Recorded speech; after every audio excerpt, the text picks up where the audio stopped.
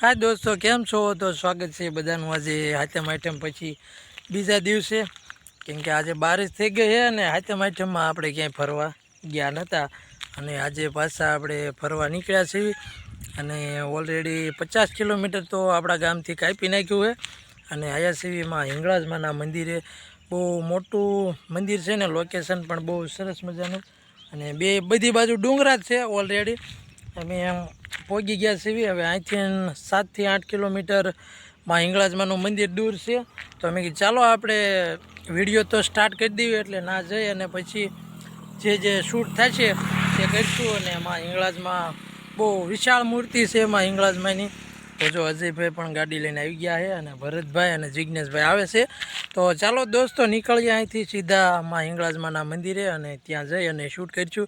તો બન્યા રહીજો વિડીયોમાં. તો દોસ્તો જો પહોંચી ગયા છે હિંગળાજમાના મંદિરે અને આ બાજુ માતાજીનું મંદિર છે. તો હવે જઈએ છીએ દર્શન કરવા. તમને બતાવું અહીંથી મૂર્તિ કેવી લાગે છે હિંગળાજમાની, તમને બતાવું.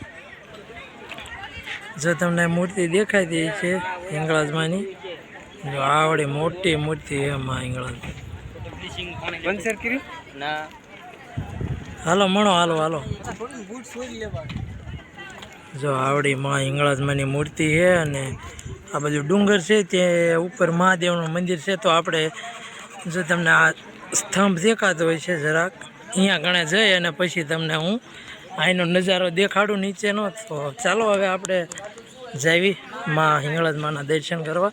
અહીંયાથી જવાનું છે અને જો ભરતભાઈની મોર હાલ્યા જાય છે અને કેળા લીધા હે એ ઉપર જઈને નાસ્તો કરવાનો.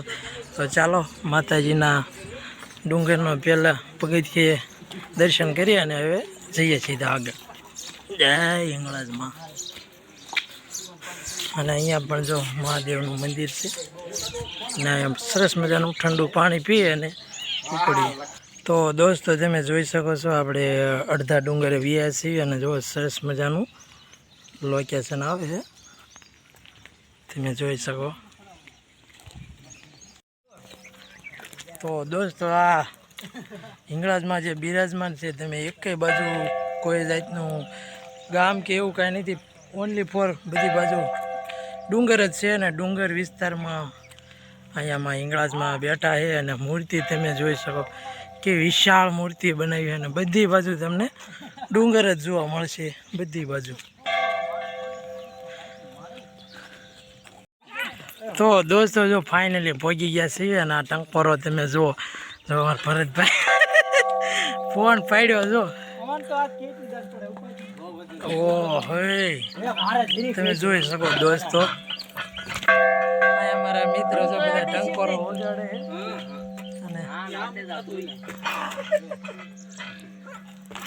અને અહીંયા જો બિરાજમાન છે. એલા ખડ ઉગી ગયો ને એટલે રસ્તો નથી દેખાતો.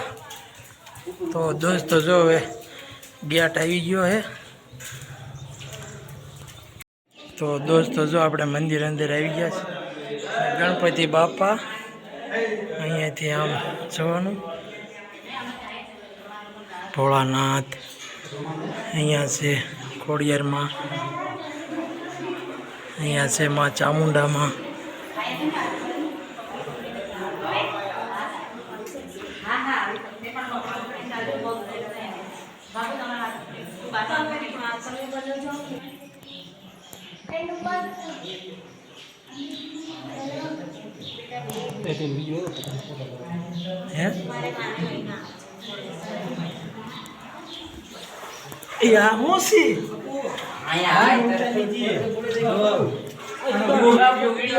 દોસ્તો જો અહીંયા કણે અંદર ભોંયરું છે, તો ભોંયરામાં જ આવી છે. જો અહીંયા પાણી છે, તો પાણી છે. તો દોસ્તો તમે જોઈ શકો છો ભોંયરું બનાવેલું. હા આવું આવી રે. આ કયા ભગવાન છે? આવડા હિંગળાજમાં નથી, હિંગળાજમાં ઉતા અહીંયા અને અહીંયા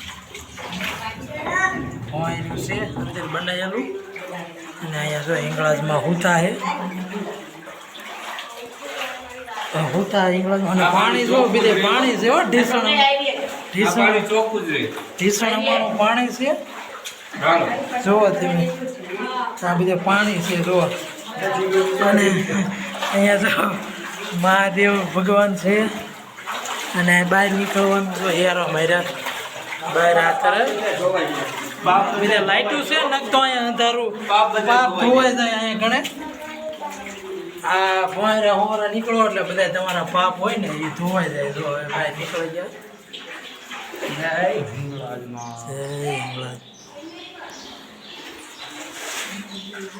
ઓલા લખાણ ફોટા પાડવાના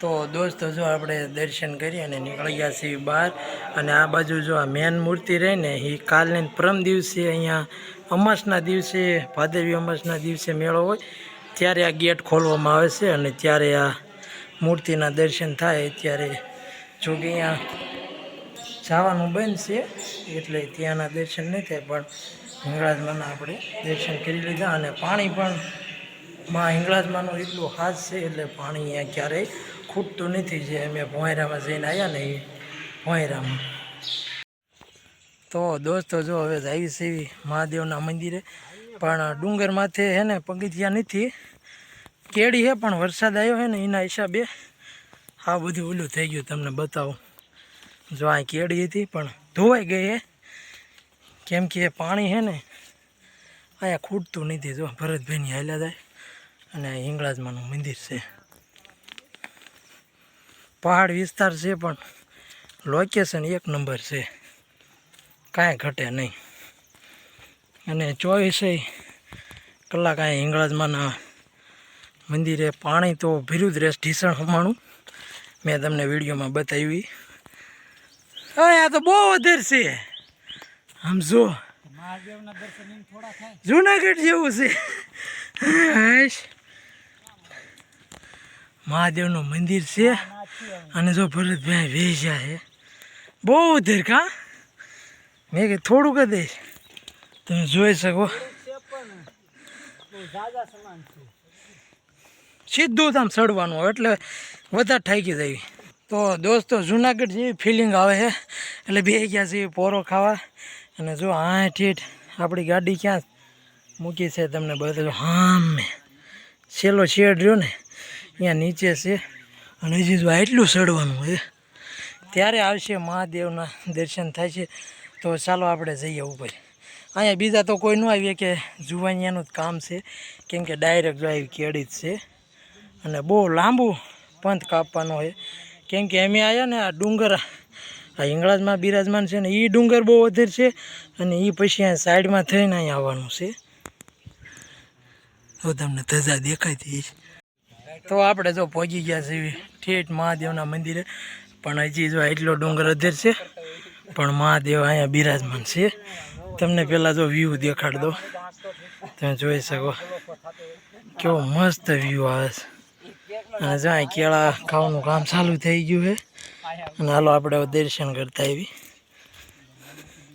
જો આ પથ્થર છે તે પણ મહાદેવની શિલા તરીકે પૂંજવામાં આવે છે અને જો અહીંયા છે મહાદેવ બિરાજમાન તમે જોઈ શકો આ પથ્થર રહ્યો ને તેને પણ બધા લોકો મહાદેવ તરીકે જ માને કેમ કે લિંગ પ્રકારનો આ પથ્થર છે અહીંયા સાંજ સવાર દીવાબત્તી પણ કરવા મંદિરના પૂંજારી આવે છે તો હવે એને આપણે થોડોક આરામ કરીએ અને કેળા બેળા ખાઈ તો દોસ્તો જો હવે ડુંગરમાંથી નીચે વ્યા છીએ અને હવે આપણે વાગી પણ ઘણા ગયા છે 5:30 જેવું થઈ ગયું છે તો હવે આપણે નીકળીએ છીએ ઘર બાજુ પાર્કિંગમાંથી ગાડીઓ કાઢે છે અને વિડીયોને આપણે એન્ડ આપશું અને મળશું હવે આપણે કાલના વિડીયોમાં તો જોવાનું ભૂલતા નહીં કાલે પણ આવું નવું સ્થળ લઈશું તો ચાલો મળશું હવે કાલે તો બધાને જય હિંગળાજમાં ટાટા ને બાય.